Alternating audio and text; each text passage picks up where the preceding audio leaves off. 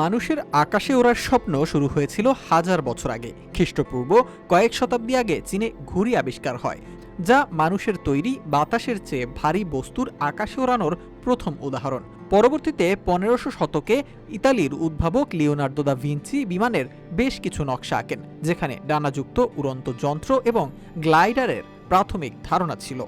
18 শতকের শেষ দিকে এসে হালকা বাতাসে বিমান যেমন মঙ্গলফিয়ার ভাইদের হট এয়ার বেলুন আবিষ্কার হয়, যা মানুষকে প্রথমবার আকাশে নিয়ে যায়। তবে আসল অগ্রগতি আসে যখন বিজ্ঞানী স্যার জর্জ কেইলি 1799 সালে আধুনিক বিমানের মূল ধারণাটি দেন, একটি স্থির ডানাযুক্ত চলন্ত যন্ত্রের জন্য উত্তোলন, চালনা এবং নিয়ন্ত্রণ।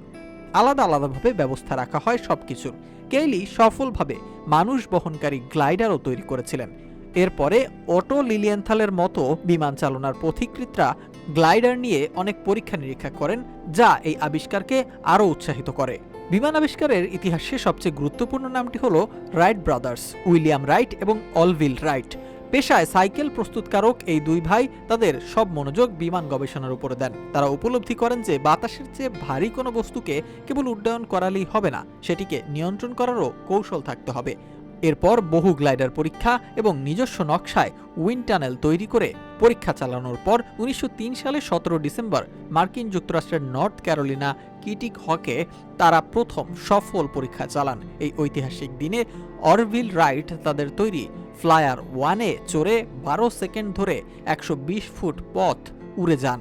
এটিই ছিল ইতিহাসের প্রথম নিয়ন্ত্রিত, শক্তিসম্পন্ন এবং বাতাসের চেয়ে ভারী মানুষের উড়োজাহাজ সফল উড্ডয়ন। এরপরে এসেছে বিমানের বহু বিবর্তন। বিমানকে দ্রুত সামরিক প্রযুক্তিতে রূপান্তর করা হয়।